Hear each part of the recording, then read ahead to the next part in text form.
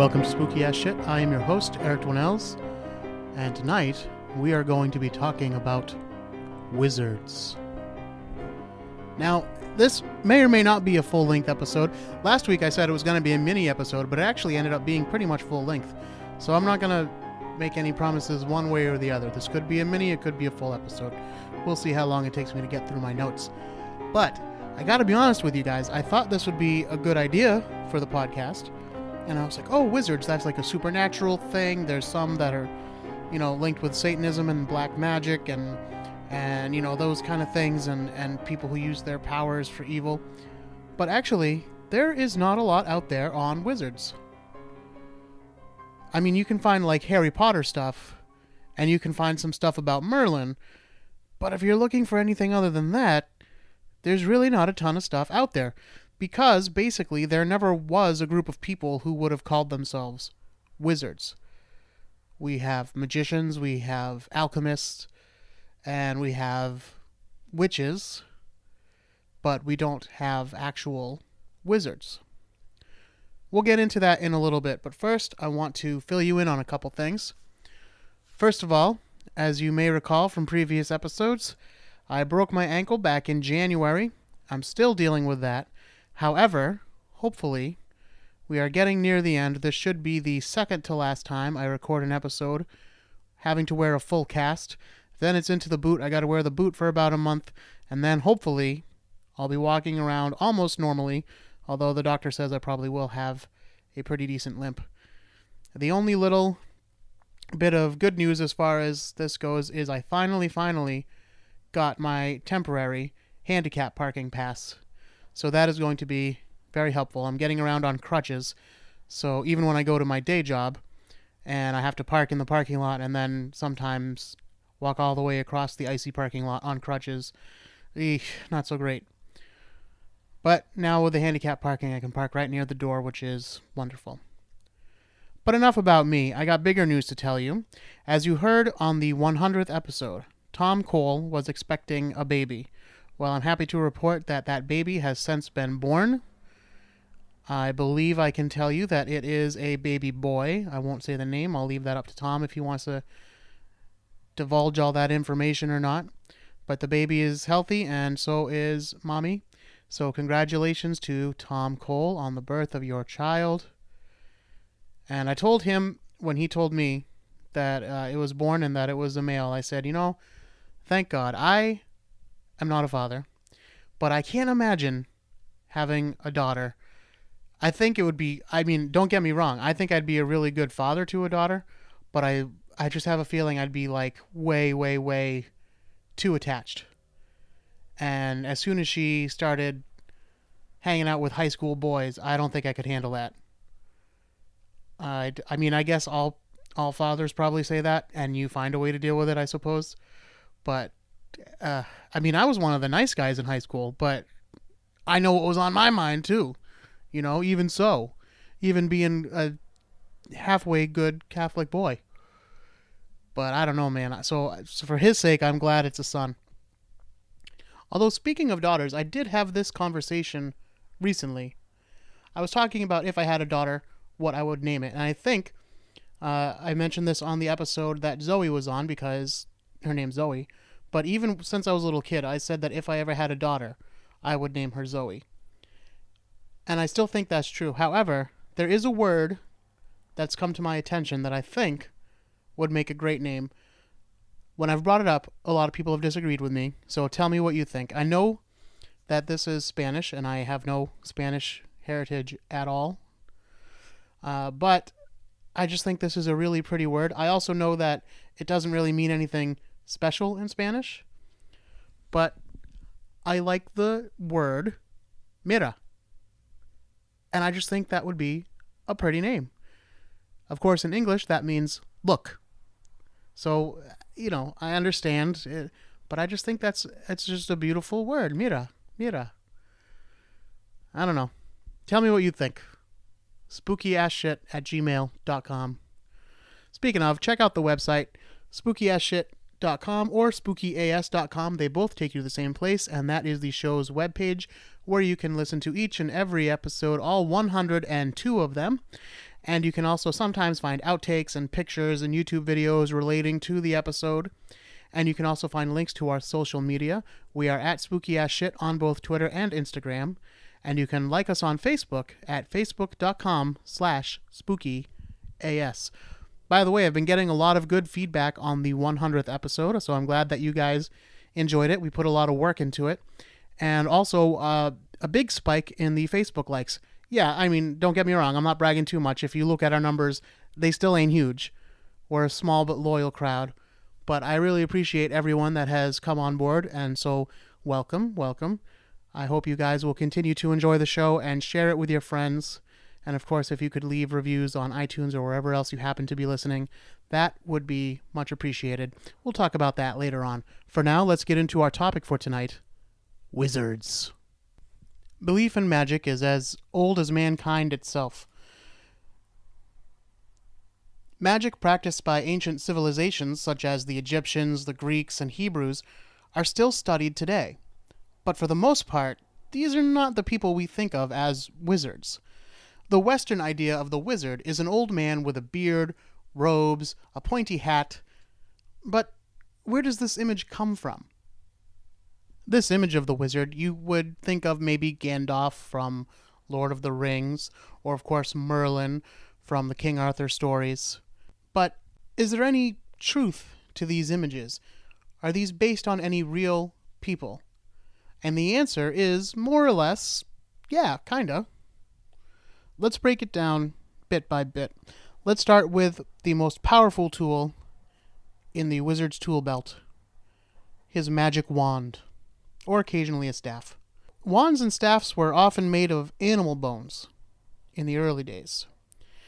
And there have been early human graves discovered that have been buried with wands that appear to have been ceremonially broken in half and buried with the wizard, or more likely what they would have called them, shaman, who used it in life.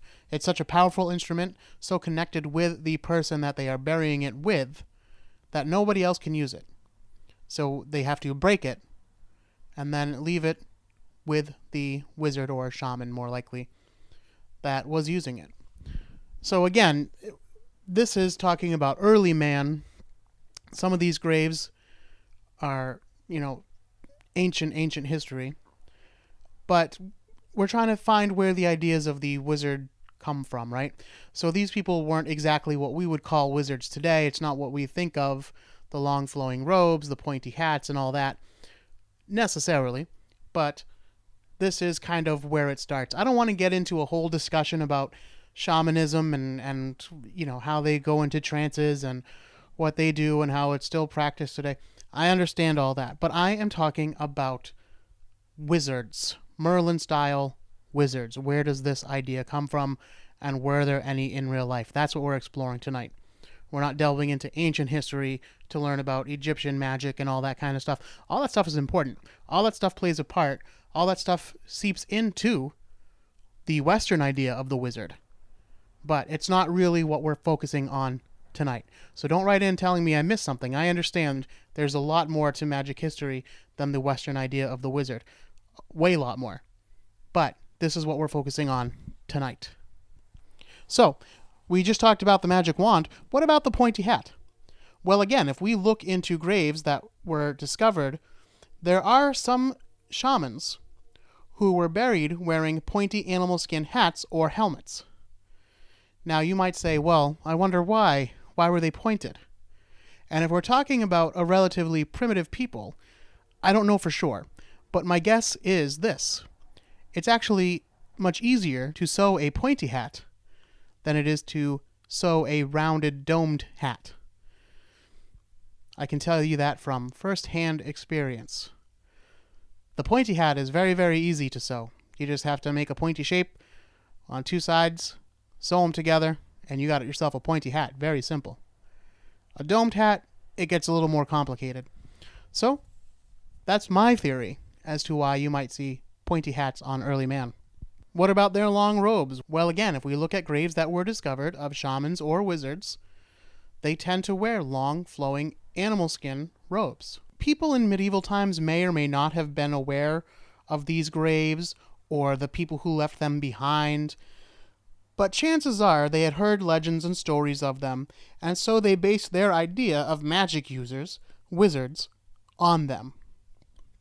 Now, I don't have a good historical explanation for why we picture the long beards.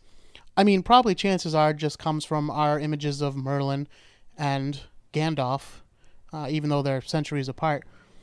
But also, I think it just connotes age and wisdom, probably.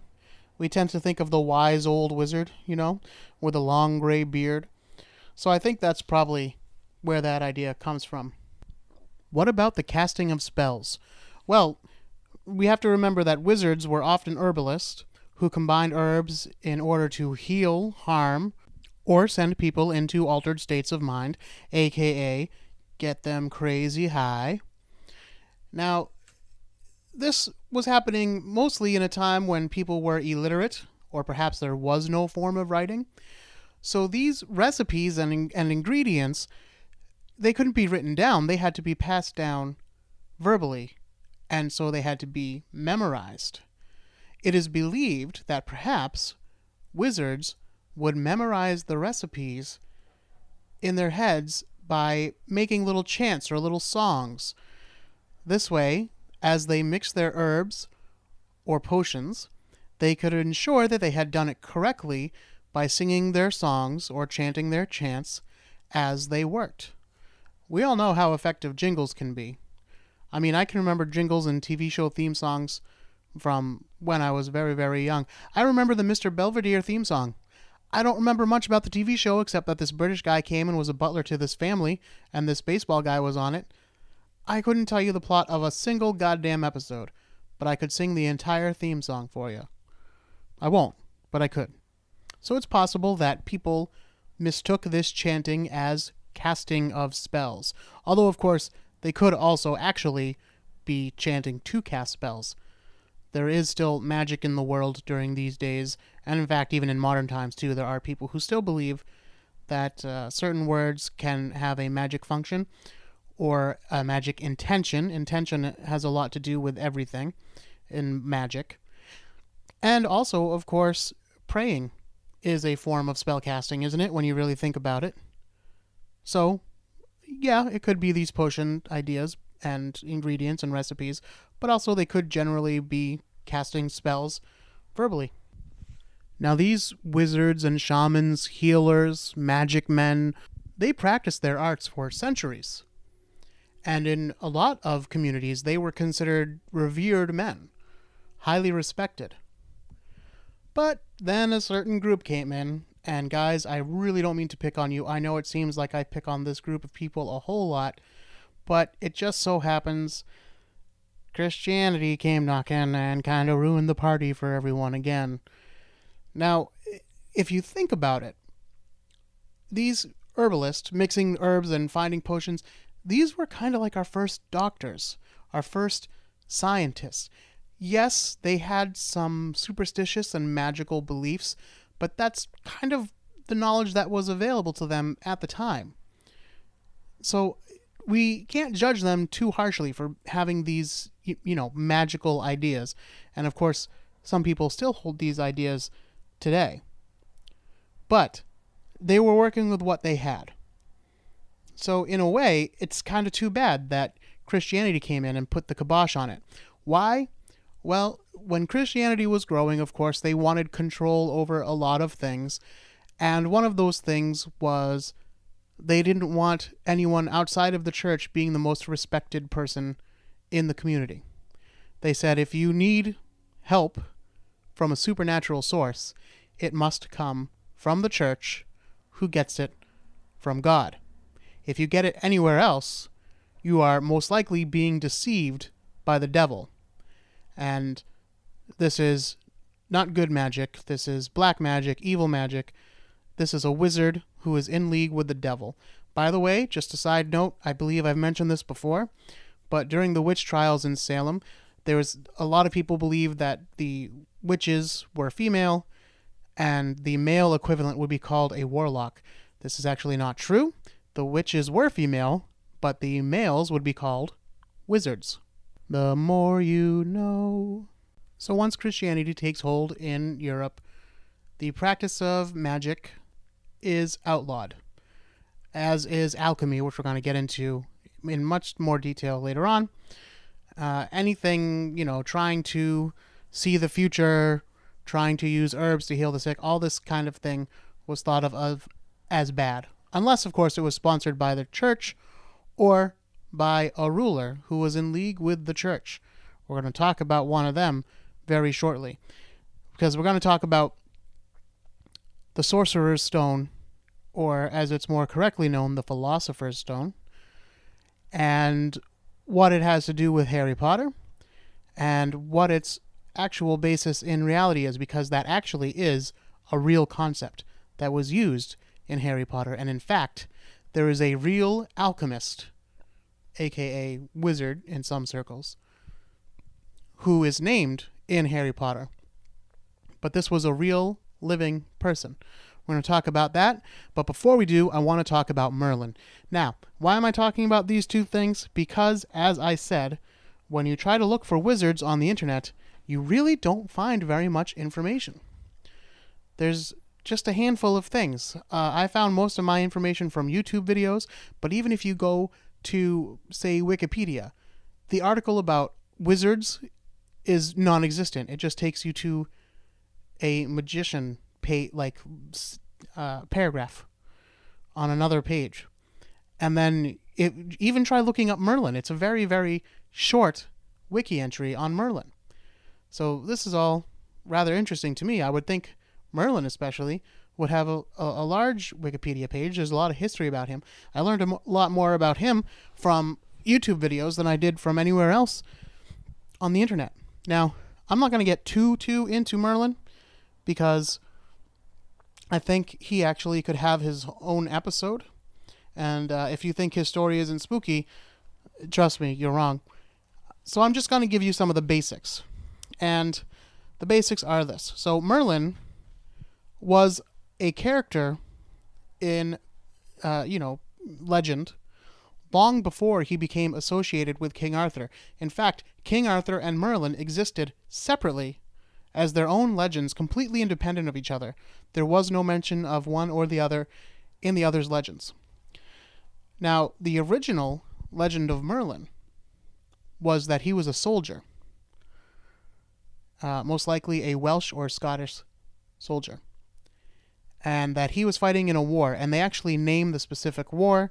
It's a real war that happened, so they think actually that this version of the story was based on a real person. Now, he fought in this war, and he killed a bunch of people in this war, and he saw so much death and destruction on this day that he lost his mind. Instead of continuing to fight, he fled into the woods. He became a wild man of the woods, and he started wearing the skins of animals and living off the fat of the land. And eventually, he had some run-ins with supernatural beings, and it's a whole thing. Again, we'll save the whole Merlin show for another time. But he eventually is given his sanity back, and also given the gift of prophecy. He then lives to a ripe old age, beloved by the community around him for his benevolence and his magical powers. That's the original legend of Merlin. A couple centuries later, we get an update to the story. Now, some people will say this is actually a different Merlin. This is based on a different person. We don't know for sure, but later legends claim that Merlin was actually the son of a mortal woman, in some cases a nun living in a nunnery, who was impregnated by the incubus, the demon that comes to women in the night and sexually assaults them, basically. So he was half mortal, half demon, and this accounts for his extraordinary abilities and his ability to use magic, because he was, in fact, half supernatural. Now, later still, centuries later, this is when we get the blending of the legend of King Arthur and the wise old Merlin. Now, Merlin, he's still supposed to be half man, half demon, but he is wise and benevolent. He is a father figure to King Arthur, depending on which legends you read, I guess. But in the most popular ones, he is kind of the moral and spiritual compass for King Arthur. And, of course, he uses his magic only for good, except for his own lustfulness. But, again, that's a story for another day. Now, before we get into a discussion about the Philosopher's Stone, I want to talk a little bit about what alchemy is. It's essentially a pseudoscience that was very popular in medieval times and slightly before that. And what they were trying to do was transform base metals, basic metals, into gold. The idea being, of course, you could turn simple iron into gold and then become the wealthiest man in town, perhaps even the world, and thus control the town or perhaps even the world. This was called alchemy, and the people who studied it were called alchemists. This was considered a form of wizardry by some folks. It is, again, based on magic ideas, but also, again, this was kind of the best science available to them at the time. It was the Dark Ages, after all. Okay, so that said, the Philosopher's Stone, or Sorcerer's Stone, was said to have two very special properties that made it very appealing to alchemists. First, it was supposed to be able to help you transform these base metals into gold, basically figuring out the whole process of alchemy for you. And also, it was somehow supposed to prolong life. For how many years, we're not exactly sure, but that's the idea, that it was going to grant you a longer life. The first recorded mentioning that we have of the Philosopher's Stone comes to us actually from Hebrew text, and it mentions a woman by the name of Maria the Jewess, and I'm not certain if she is supposed to have obtained a Sorcerer's Stone, created a Sorcerer's Stone, or had the potion to make it, but she's the first recorded person having anything to do with a Sorcerer's Stone, but she references it as the idea of such a thing being very much older. And while not exactly the same thing, there are some Jewish, Egyptian, and Greek texts that mention some form of what could be considered the Sorcerer or Philosopher's Stone.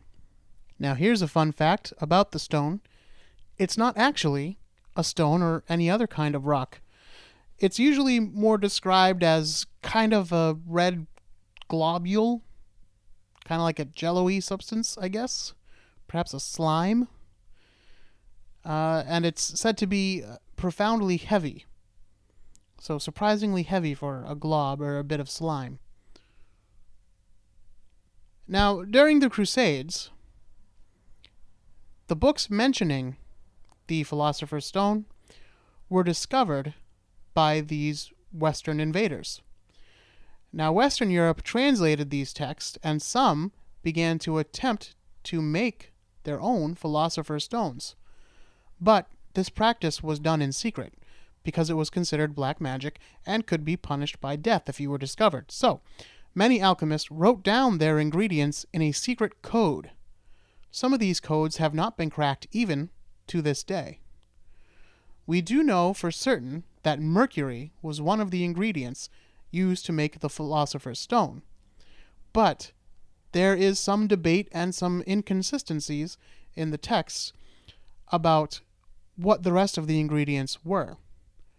However, all the texts that we have available describe that the ingredients will change color as you bake and broil them together, and they all are consistent into the colors that they will turn.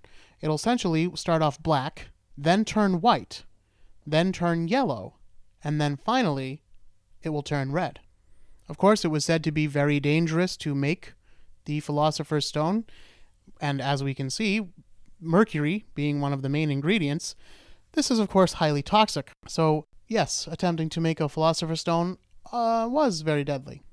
One of the most famous alchemists, and the guy mentioned in the first Harry Potter book that I talked about earlier, and you'll have to excuse me, I am not a Harry Potter guy. I don't have a problem with it. I just never really got into it. I did audio read the first book. It was fine. I saw a couple of the movies. I don't even remember which ones, but I did see one or two of them, and they were fine. But it's just not my main thing. So forgive my ignorance. But I am told that this person was mentioned in Harry Potter and the Philosopher's Stone, if you're in England, or the Sorcerer's Stone, if you're here in the United States. But this real person, this real wizard, in quotations, was a Frenchman named Nicolas Flamel. He lived in the 1300s. And what he did was he found some of these early works, these ancient texts, perhaps, as related to the Sorcerer's Stone and alchemy in general, and he put them together into compilations, adding very little of his own work. He basically just threw together these compilations. But he became famous for these books, and that's why they still consider him one of the famous alchemists even to this day. So he studied the Philosopher's Stone, and he was attempting to decode these books, but he had a little trouble because the ones that mentioned the Philosopher's Stone were all in Hebrew. So he had to get the help of a Jewish scholar, which he did. Now, the legend says that he was eventually able to make silver and gold out of base metals. And they say this was extraordinary, and the proof is that he was just a poor clerk, but he opened and funded many poorhouses. So quite a gentleman. Now, these poorhouses and all that, he really did do this, and some of the buildings still stand even to this day. However, what the legends tend to leave out is that he was basically a real estate baron, as well as being a clerk, because he kept buying land and was able to build these buildings on it. And also, he had a very rich wife. She was rich because she had been married twice before, and both of her previous husbands had died. So she inherited all their wealth and land and whatever else. So he kind of married well. Now, he died in his 80s, which was very old for someone in the 1300s. So maybe he did get a little bit of that Sorcerer's Stone magic to prolong his life. But even after his death, new books, allegedly authored by Flamel, were released. And I'm not talking like a couple days later, I'm talking like decades after his death. Now, some people claim this is because he didn't actually die, but he went into hiding because, he's basically become immortal. So now he's hiding and going around different places, maybe even in Yankee Stadium or something like that, to this day. Other people say these books were basically just frauds written by people to cash in on this famous alchemist. All right, now we are going to get into a very soap opera-like story, but this is a true story, so I'm told. This is the story of three men. We're going to be talking about King Rudolph the Second, Dr. John Dee, and a guy named Edward Kelly, who really has no credentials at all, but he kind of ends up being the big winner in this story. Spoiler alert. Okay, here we go. King Rudolph the Second, which is an awesome name. He was the king of Hungary and Bohemia, and he was the Holy Roman Emperor. Now, we said that alchemy was outlawed, which is true, except if it was sponsored by the king and especially by the church. Because if you're going to have an alchemist, you want them on your side. So if you're sponsored by the king or the church, great. Otherwise, they're going to get you out of town, one way or the other.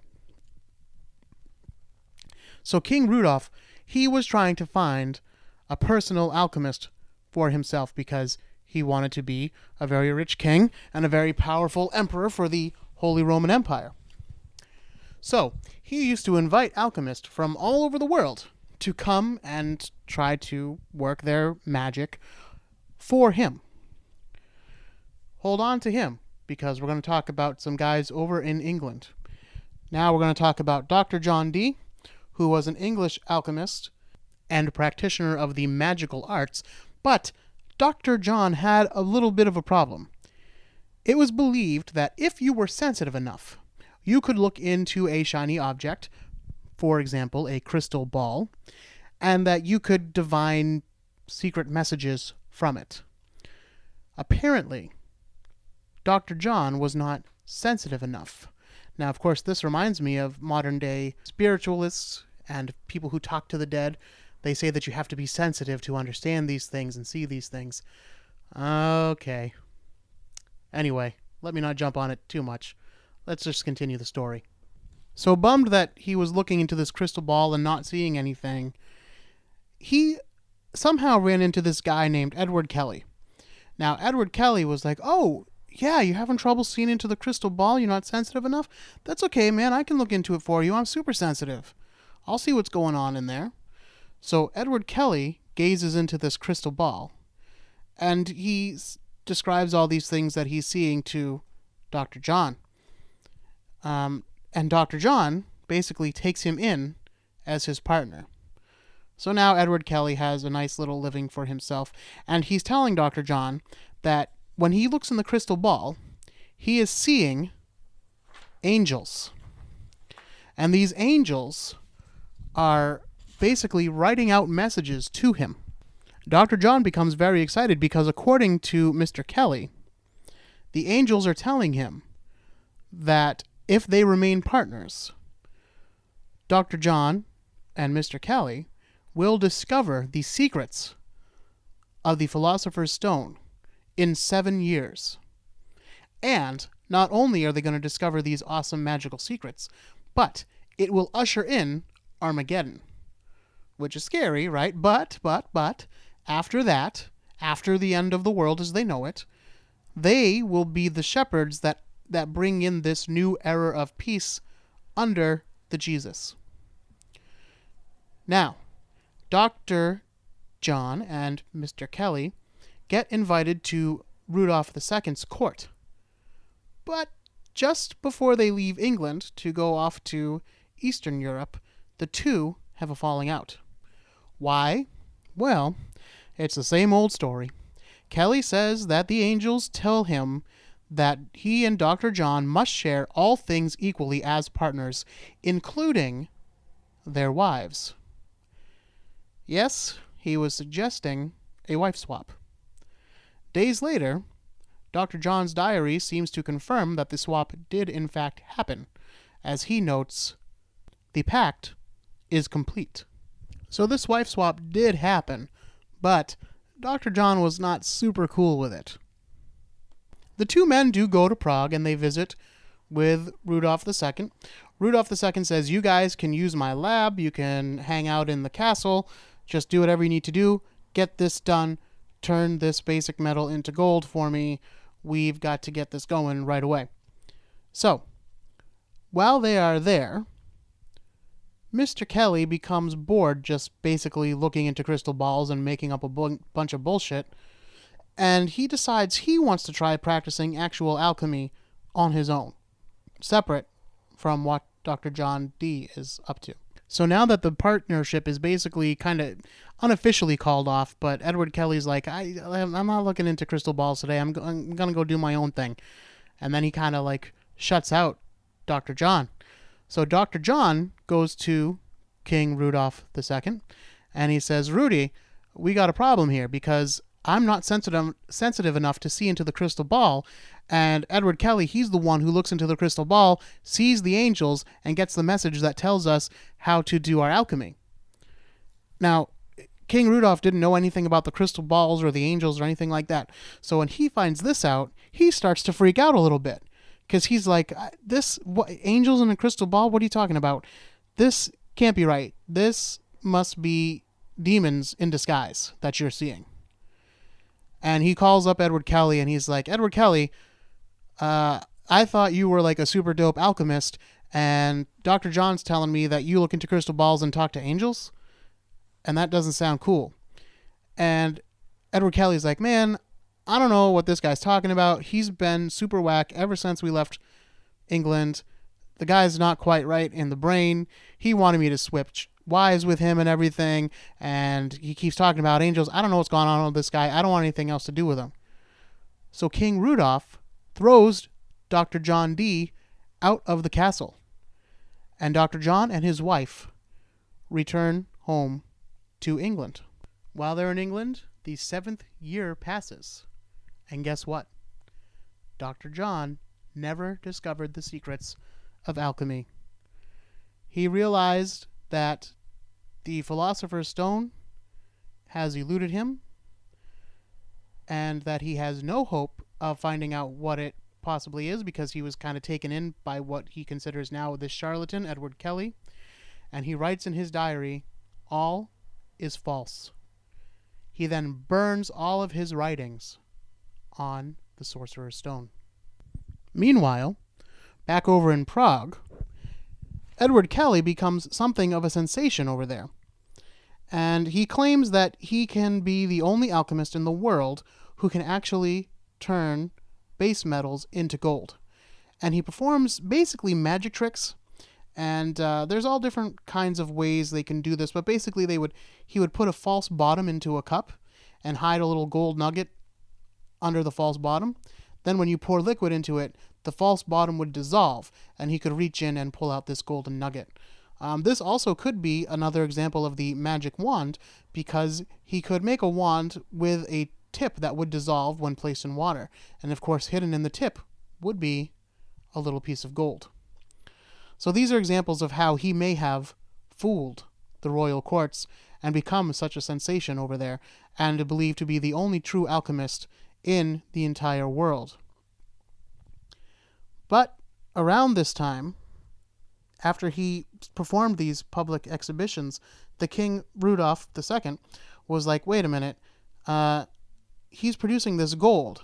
So if this is just what he's doing in public, he must have more gold somewhere else. But the thing is, he's never given me any gold. So this means that this guy is a son of a bitch, snake in the grass. He's down in that basement making up all this gold and hiding it from me, and I'm the fucking Holy Roman Emperor. You don't play those kind of games with me. So he ordered Edward Kelly arrested. Edward Kelly was arrested, but what happened to him from here on is unclear. There are some reports that he tried to escape and broke both legs and was caught, and all kinds of, but we don't have official documentation as to what happened. All we know for certain is that it says he was arrested. After that, he completely disappears from the history books. Now, what about Rudolph himself? King Rudolph basically became mad. He was obsessed with finding the Philosopher's Stone so that he could perform alchemy. But then, being the Holy Roman Emperor and a Christian, he also thought, wait a minute, what have I done? I've been listening to this one guy who says he's talking to angels, and I think those are demons. And then there's this other guy who's a complete charlatan, and maybe I'm kind of turning to black magic to get these special powers and magic and secrets, and maybe this is all from the devil, and I've been wrong this whole time. Now, it would be incorrect to say that his searching for the Sorcerer's Stone and looking into magic and all that kind of thing is what caused him to go mad. Apparently, there was a history of madness in the family, and he did suffer from what they called at the time melancholia, which would be a form of bipolar disorder today. And it seems that I don't know exactly what happens, but he is declared unfit to rule, and he is removed from the throne, and his younger brother placed on the throne as the king and the Holy Roman Emperor. Now again, we talk about the kind of blurred lines between alchemy and actual science. In the olden times, alchemy and chemistry were words that were used basically together. They came from the same Greek root words, and it was just studying these natural impulses that could be forced in one way or another, right? But because of the alchemist that became famous, because of this incident with King Rudolph the Second, alchemy basically had a black eye, and it was kind of seen as a pseudoscience that was rife with occult practice at worst and fraud at best.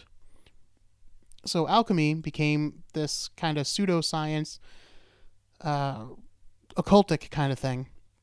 And chemistry, which had been used interchangeably, became actual science, a science that we know even to this day. So that's the end of the story for King Rudy and Dr. John and Mr. Kelly. In closing, you might wonder if there are any wizards around today, and the answer to that, of course, is yes. There are many neo-pagan groups, including Wicca perhaps, that might consider themselves wizard-like, if not wizards exactly. They might not use that exact term, but they might be herbalists that use, natural remedies to try to cure all manner of illness. And, of course, casting spells and pointing intention and, all that kind of stuff. But also, again, when you think about it, how far off from science were the wizards of these times? Because, these magical ideas, things like time travel, things like parallel dimensions, all these kinds of things, these are being seriously considered and studied by scientists today. Actual, real deal, educated, super smart, genius guys, scientists, to this very day. The pointy-hatted, bearded, flowing robes, those kind of characters exist, of course, in fantasy works, including Harry Potter, Dungeons and Dragons games, and the Legend of King Arthur. So those are still with us, too. So I guess what I'm trying to say is, if your question is, did wizards, as we imagine them, ever actually walk the earth, or could they possibly still be doing so now? The answer depends on what you want to consider a wizard, I guess. If you're talking about the old man with the pointy hat, well, I'm sure there's some eccentric out there who does exactly that. The Grey Wanderer, perhaps. But otherwise, it could be that you consider modern science a form of wizardry. As you can tell, I'm trying to slur my words. It's getting late, so we better wrap this one up. I'm going to remind you once again to please check out the website, SpookyAsShit or SpookyAS.com. They both take you to the same place, the show's blog page. Listen to every episode. You know the drill. Find us on Facebook, facebook.com/SpookyAS. And, of course, I would much appreciate it if you could leave a nice 5-star review on iTunes. If you don't have the time to sit and write an actual review, that's okay. Just click on those stars. But if you do have time to write a review, that makes me very happy. I love to see those. Please consider sharing this show with someone who you think would enjoy it. That really means a lot to me, too. I don't pay for any kind of advertising or anything. I am not on a network. I am just a simple guy living in his apartment talking about spooky ass shit. So the only way the show grows is with your support and your help. You are what's kept it going this whole time. We're in our 3rd year now. We've done over 100 episodes now.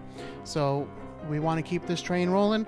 We got to keep those listeners coming. And I can't thank you enough for listening and for spreading the show the way that you have. Keep it up.